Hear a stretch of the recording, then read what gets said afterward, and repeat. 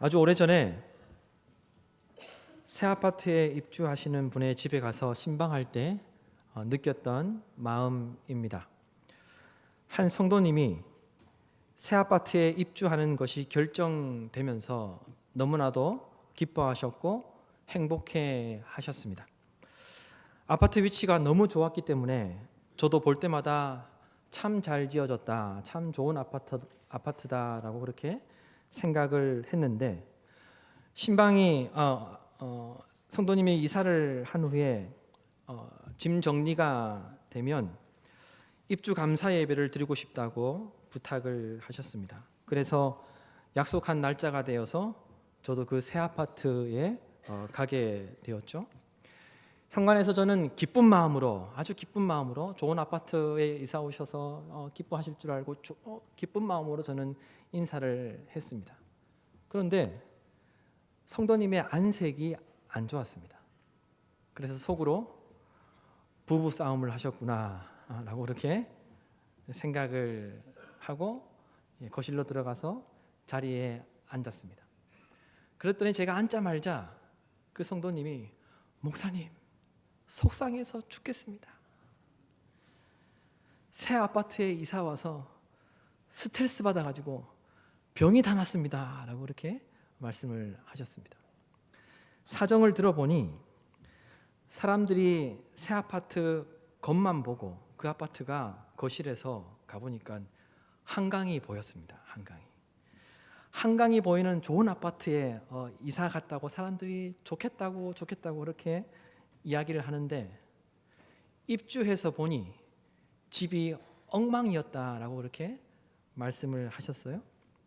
관리사무소에서는 입주한 사람들에게 하자가 있으면 적어달라고 그렇게 이야기를 했다고 합니다. 그래서 하나하나 점검하면서 그 하자 목록을 적어가는데, 한쪽 방문이 잠기지 않는다, 다용도실 창문이 삐걱거린다, 화장실에 수건거리가 삐뚤어지게 붙어져 있다, 그리고 주방 싱크대 문이 서랍이 잘 맞지 않는다, 이렇게 하자 목록을 적는데 자고 나면 또 나오고 자고 나면 눈에 또 보이고, 이렇게 하자 목록을 적다가 스트레스를 받아가지고 너무나도 힘든 시간을 보냈다라고 이렇게 말씀을 하시는 거죠. 겉은 멀쩡한 새 아파트였지만 속은 여기저기 하자가 많아서 생활하는데 너무나도 불편하다는 거예요. 뿐만 아니라 그 하자를 보고 있자니 마음이 너무 어려워가지고 스트레스 받아가지고 병이 다 났다는 것입니다. 그분의 이야기를 들으면서 이런 상상이 되었습니다. 그 새 아파트에 입주해서 그 안에 있는 그 하자들을 보고 마음이 어렵고 스트레스 받는다는 그분의 이야기를 들으면서 제가 이런 상상을 하였던 것이죠.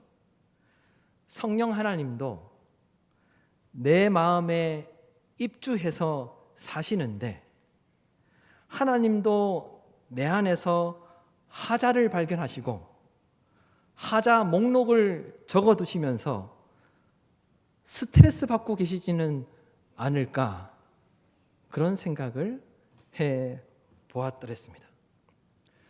질투 때문에 감정 조절이 안 되는 하자, 고집 때문에 소통의 문이 안 열리는 하자, 듣는 귀가 고장나서 내 주장만 하는 그런 하자 등등. 그래서 하나님도 내 안에 입주해서 사시면서 힘들고 스트레스 받고 계시진 않을까, 그런 상상을 해 보았더랬습니다. 여러분, 무슨 이야기입니까? 무엇을 이야기하고 있습니까? 제가 지금 겉보다 속이 더 중요하다는 이야기를 하고 있는 것입니다. 눈에 보이는 그 겉모습보다 속이 더 중요하고 안이 더 중요하다는 말씀을 드리고 있습니다. 오늘 말씀에서 예수님도 겉이 중요한 것이 아니라, 겉모양이 중요한 것이 아니라 속이 더 중요하다는 것을 말씀하고 계십니다. 예수님은 이 문제로 바리새인들과 서기관들을 아주 강하게 질타하셨습니다. 그만큼 당시에 이들의 영향력이 컸고 이들로 인하여서 교회 공동체와 성도들이 병들어가고 있었기 때문에 예수님은 바리새인들과 서기관들을 향하여서 화 있을진저 너희들 때문에 끝장이다 끝장이다. 무려 마태복음 23장에서 7번이나 경고하셨습니다. 사실 이와 같은 경고는 구약 성경에 비춰보면 저주와도 같은 경고였습니다. 화 있을진저 너희들 때문에 끝장이다 라는 것은 바리새인들과 서기관들에게 저주에 가까운 경고를 하셨던 것입니다. 예수님께서 바리새인들과 서기관들을 향하여서 혹독한 저주의 말씀을 하셨던 것은 성도에게서 결코 나타나서는 안 되는 신앙의 모습이었기 때문에 예수님은 그 바리새인들과 서기관들을 향하여서 강하게 말씀하셨고 자신을 따르는 제자들에게는 반면 교사가 되도록 하시기 위해서 그와 같이 강하게 말씀하셨던 것이죠. 따라서 우리는 오늘 말씀을 통해 스스로의 모습을 살펴보면서 내 신앙이 진짜인지를 우리가 오늘 말씀을 통해서 우리가 돌아보아야 한다는 것입니다. 뿐만 아니라 내가 참 그리스도인이 맞는가를 오늘 말씀을 통해서 우리의 속, 우리의 안을 들여다보고 돌아보아야 한다는 것입니다. 여러분, 참 그리스도인이라면 첫째로 나의 올바르지 않는 마음에서 나오는 행동이 다른 사람을 멸망으로 인도한다는 두려운 마음을 가지고 신앙생활해야 합니다. 다르게 표현하면, 간략하게 말씀드리면 참 그리스도인은 다른 사람의 신앙에도 책임감을 가져야 한다는 겁니다. 내 신앙만 내가 챙기는 것이 아니라 나의 신앙의 모습을 인하여서 다른 사람에게 어떤 영향이 끼칠지 다른 사람의 신앙도 책임감을 가지고 신앙생활해야 참 그리스도인이라는 것이죠. 여러분 13절에서 15절 말씀을 다시 한번 더 보십시오. 이렇게 기록하고 있습니다. 화 있을진저 외식하는 서기관들과 바리새인들이여 너희는 천국 문을 사람들 앞에서 닫고 너희도 들어가지 않고 들어가려고 하는 자도 들어가지 못하게 하는도다. 화 있을진저 외식하는 서기관들과 바리새인들이여 너희는 교인 한 사람을 얻기 위하여 바다와 육지를 두루 다니다가 생기면 너희보다 배나 더 지옥 자식이 되게 하는도다 라고 말씀하셨어요. 예수님은 당시에 나름 하나님의 말씀을 잘 알고 종교생활에 관록이 있는 바리새인들과 서기관들을 향하여서 너희들은 어리석은 자다, 너희들은 맹인이다 라고 그렇게 말씀하셨고, 바리새인들과 서기관들의 올바르지 못한 마음에서 나오는 행동으로 인하여 사람들을 천국에 들어가지 못하도록 만든다고 아주 강력하게 그들을 질타하시고 질책하셨습니다. 또한 교인 한 사람이 세워지는 것이, 한 영혼이 구원받고 교인이 되는 것이 아주 힘든 일인데, 힘들게 세워진 교인이 바리새인들과 서기관들로 인하여 지옥 자식이 되었기 때문에, 그래서 예수님은 그들에게 아주 심할 정도로 심하게 질타하며 질책하셨던 것이죠. 그러시면서 아주 흥미로운 말씀을 하십니다. 그 이후의 말씀에 보면 그 바리새인들과 서기관들이 어떤 행위를 했는지 아주 놀라운 이야기를 하세요.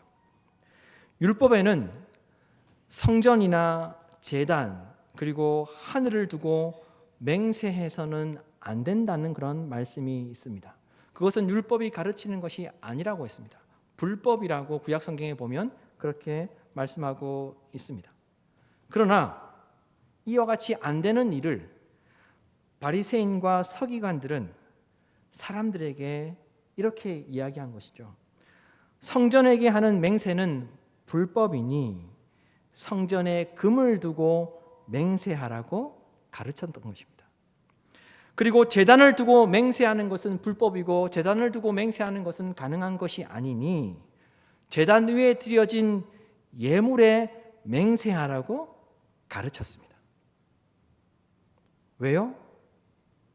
성전을 위하는 이유로, 성전을 위한다는 목적으로 편법을 가르쳤던 것입니다.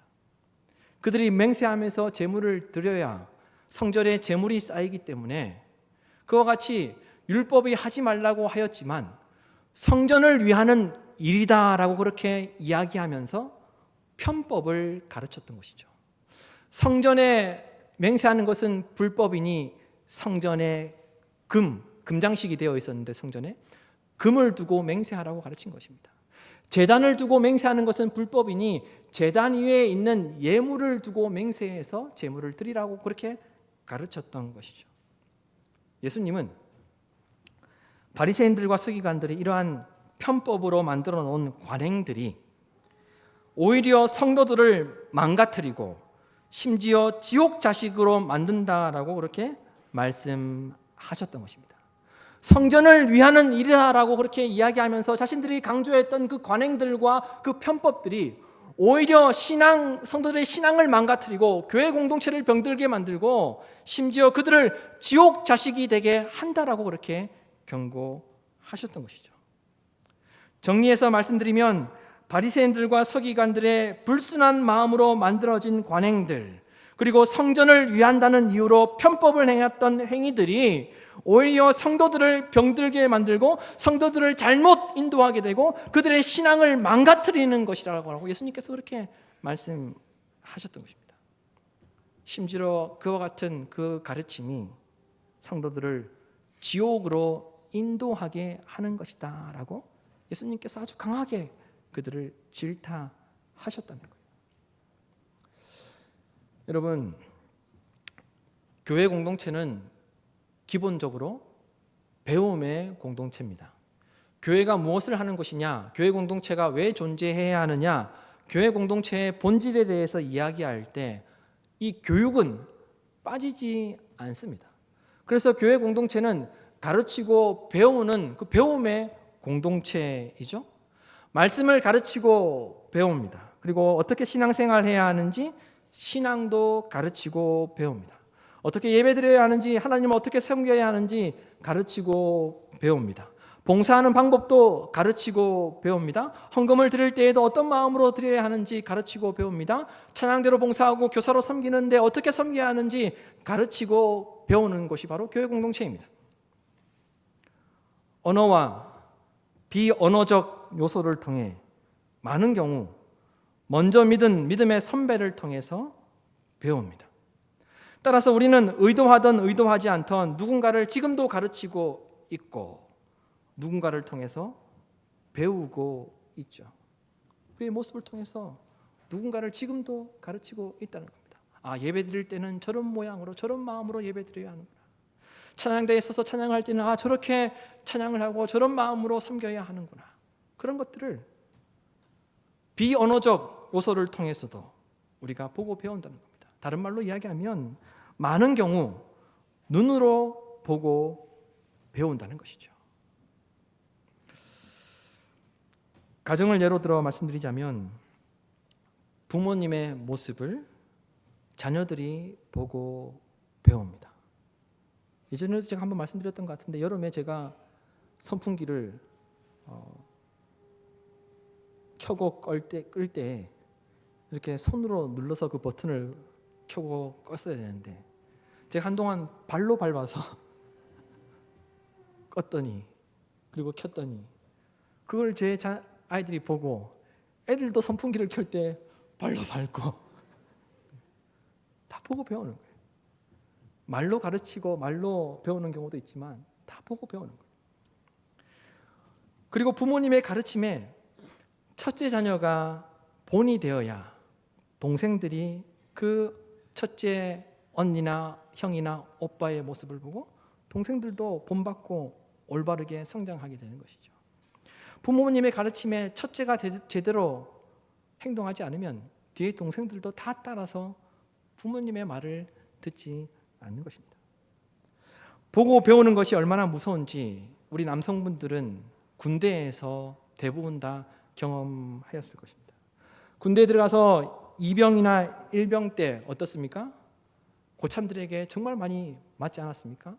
지금은 뭐 그런 일이 없겠지만 저도 그렇고 아마 저보다 나이가 더 많으신 우리 남성분들은 군대에 가서 상병이나 병장에게 엄청 맞았을 것입니다. 그러면 어떻게 합니까? 동기들이 모여서 서로 위로하고 우리는 절대로 김병장처럼 되지 말자. 우리는 절대로 이상병처럼 되지 말자. 그런 다짐을 합니다. 나는 고참이 되면 절대로 후임들 안 때릴 거다. 잘해줄 거다. 그런데 세월이 흘러서 고참이 되면 어떻습니까? 자신을 때렸던 그 고참의 그 김병장의 그 모습이 내 모습과 똑같이 되는 거죠. 어느덧 나도 후임들을 때리고 있는 모습을 발견할 때가 있다는 겁니다. 모든 것이 보고 배우게 되는 것이죠. 그만큼 무서운 것입니다. 여러분, 우리가 신앙생활하면서 참된 그리스도인이 되기 위해서 우리가 기억해야 할 것은 교회 공동체에서 나 혼자서 신앙생활하는 것이 아니라는 사실을 기억하고 우리가 신앙생활해야 한다는 겁니다. 내가 올바르지 못한 마음으로, 내가 선하지 못한 마음과 행동으로 결정하는 모든 일들이 반드시 다른 사람에게 좋지 않은 악영향을 끼칠 수 있다는 생각을 가지고 우리가 신앙생활해야 한다는 것입니다. 그래서 지난주일에도 말씀드렸지만 예배드리기 위해서 예배당에 나오지만 성도들이 자신이 예배드리는 교회 공동체를 신뢰하지 못하는 일들이 발생하게 되는 것이죠. 말은 안 하지만 표현은 안 할 뿐인지 다 평가하고 있다는 것입니다. 따라서 참된 그리스도인이 되길 원한다면 내 말 한마디가, 내가 봉사하는 모습이, 내가 결정하고 판단하는 것들이, 그리고 내가 예배당에 나와 하나님을 섬긴다고 하는 그 모습들이, 모든 행위들이 누군가에게 영향을 끼치고 있다는 생각을 하며 신앙생활해야 한다는 겁니다. 예수님은 이 문제를 아주 심각하게 받아들이셨습니다. 그래서 바리새인들과 서기관들에게 저주에 가까울 정도로 그들을 질타하셨던 것이죠. 너희들의 말과 너희들의 행동과 너희들의 그 모습을 인하여서 그 모습을 보고 많은 사람들이 지옥 자식이 되고 있다라고 그렇게 강하게 말씀하셨던 것입니다. 여러분, 건강한 신앙을 가진 참 그리스도인이라면 내가 주장하는 일들이, 내가 생각하고 판단하고 결정하는 일들이 다른 사람의 신앙에 영향을 끼치고 교회 공동체에 대한 판단을 좌우하게 된다는 것을 우리는 기억하고 신앙생활해야 한다는 겁니다. 그리고 참 그리스도인이라면 다른 사람을 실족하게 만들어서 천국에 들어가는 것을 막을 수도 있다는, 나의 행동과 나의 말이 그와 같은 결과를 가져올 수도 있다는 두려운 마음을 가지고 신앙생활해야 한다는 것이죠. 간절히 바라기는 우리 목민의 모든 권속들은 예수님께서 말씀하시는 참 그리스도인들이 되어서 저와 여러분을 통하여서 우리 교회 공동체가 더욱 건강해지고 성도들의 신앙이 더욱더 건강해지는 일들만 나타나기를 주님의 이름으로 간절히 소망합니다. 둘째로 참 그리스도인은 믿는 것과 사는 것이 같아야 합니다. 믿는 것과 사는 것이 같아야 참 그리스도인이라고 할 수 있다는 것입니다. 여러분 23절에서 24절 말씀을 보십시오. 다 같이 읽도록 하겠습니다.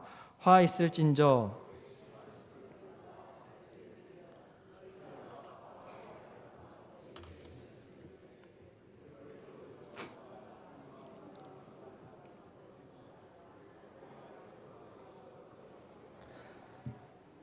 맹된 인도자여 하루살이는 걸러내고 낙타는 삼키는도다. 아멘. 예수님은 바리새인들과 서기관들을 향하여서 너희가 박하와 회양과 근처의 11조는 들이되 율법에 더 중요한 것이 있다고 말씀하시면서 정의와 긍휼과 믿음은 버렸다라고 그렇게 말씀을 하셨어요. 그러면서 하루살이는 걸러내고 낙타는 삼켰다라고 이야기하였습니다. 이 하루살이는 걸러내고 낙타는 삼켰다는 말은 당시에 바리새인들과 서기관들은 부정한 것을 정말 싫어했습니다. 그래서 죽은 동물의 그 시체, 죽은 사람의 시체도 부정했지만 동물이 죽은 것도 부정하게 생각했습니다. 그래서 시체는 부정한 것이었기 때문에 헝겊으로 하루살이 시체를 걸러서 모든 물이나 음료를 마셨습니다. 그러니까 혹여나 마시는 물과 음료에 하루살이가 떨어져 죽으면 그 물과 그것들이 이제 부정해지니까 그것을 걸러서 마실 정도로 그들은 정결한 것, 거룩한 것을 아주 중요하게 생각하면서 살았던 것이죠. 이것이 하루살이는 걸러낸다는 말의 의미입니다. 그런데 반면에 또 무엇이라고 이야기하고 있습니까? 그들이 하루살이보다 훨씬 비교할 수 없을 정도로 어마어마하게 큰 낙타는 삼켰다는 거예요. 그 눈에 보이지 않는 조그만한 그 하루살이는 부정할까 봐 걸러냈는데 그 엄청나게 큰, 비교 안 될 정도로 엄청나게 큰 낙타는 삼켰다는 겁니다. 당시의 율법에서 이 낙타는 가장 부정한 동물이었습니다. 가장 부정한 동물.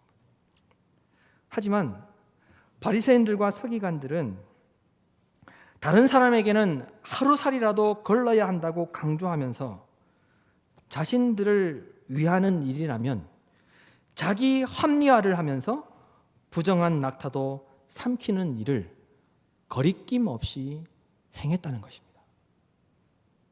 다른 사람에게는 하루살이라도 걸러내야 한다. 그건 부정한 것이다 라고 그렇게 이야기하면서 자기들을 위해서는 합리화하면서 그 부정한 그 동물이었던 낙타, 엄청나게 컸던 그 낙타는 거리낌 없이 삼키는 일을 서스름치 않게 그렇게 행동하고 그렇게 했다는 거죠.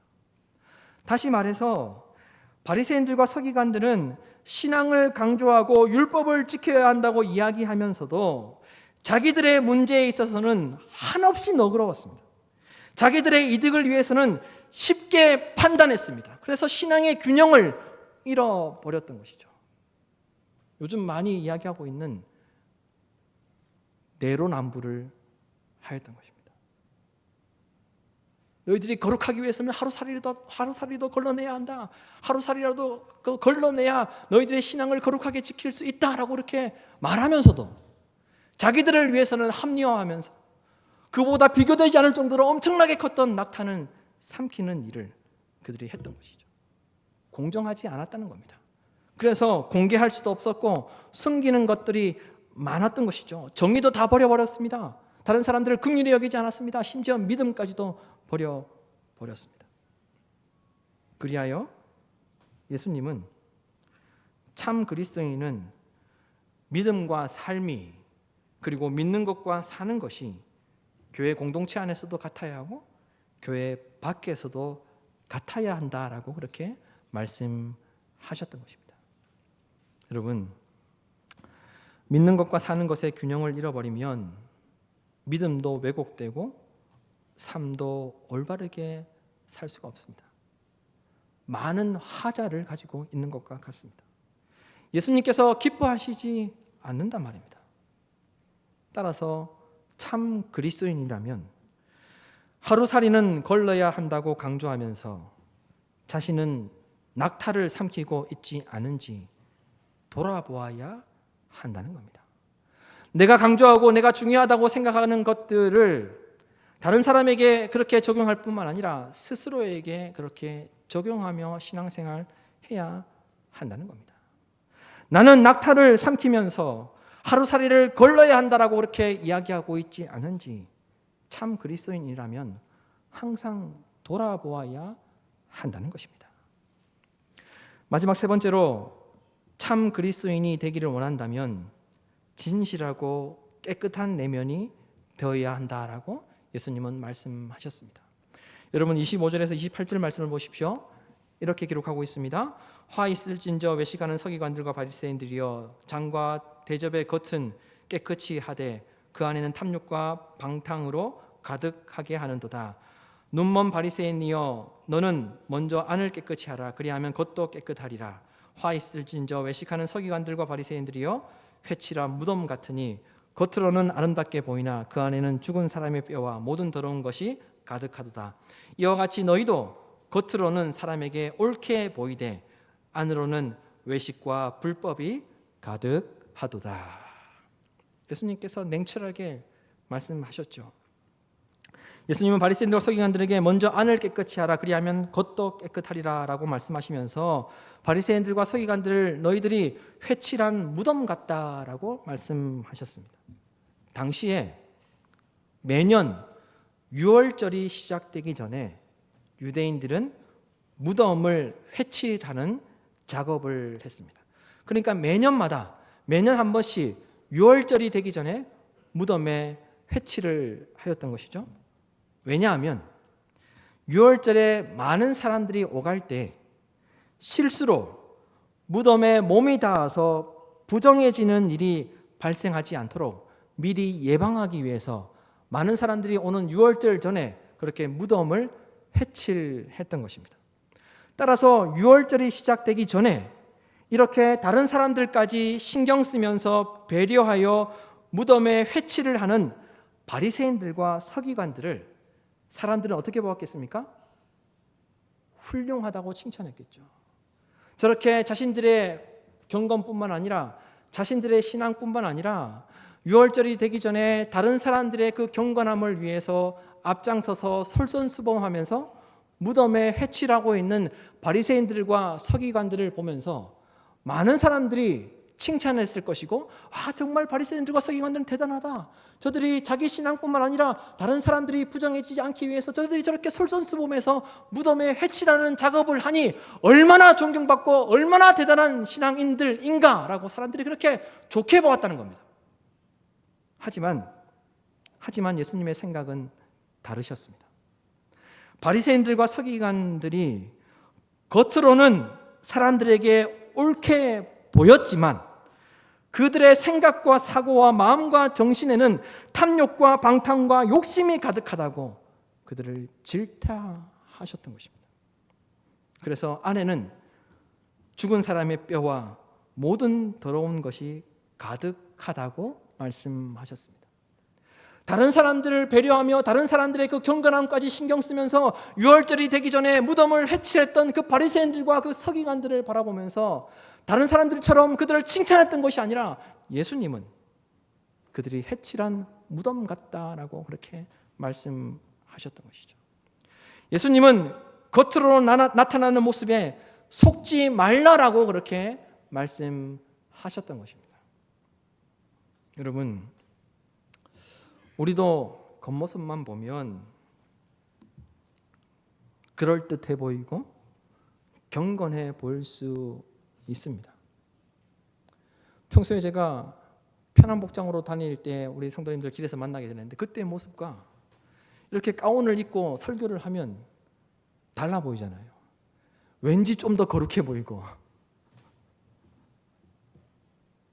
겉모습에 속지 말라는 거예요.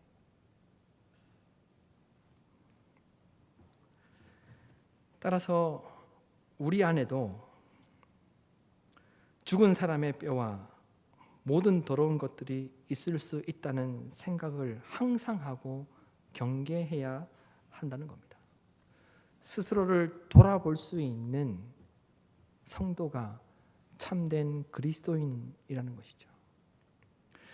그리고 여러분, 사람들이 나의 겉모습을 보고 판단하는 것을 신경 쓰지 마십시오. 기본적으로 사람들은 이러쿵저러쿵 다른 사람에 대해서 이야기하는 것을 좋아합니다. 인간의 본성입니다. 그래서 소설을 쓰듯이 이래서 그랬을 것이다, 저래서 요랬을 것이다, 그것 때문에 이런 말을 했을 것이다, 겉모습만 보고 이런저런 이야기를 합니다. 그런데 여러분, 주님은 그 겉모습에 대해서 전혀 신경 쓰시지 않습니다. 따라서 우리도 나의 겉모습을 보고 누군가가 나의 이야기를 할 때 스트레스 받을 필요가 없습니다. 신경 쓰지 않아도 됩니다.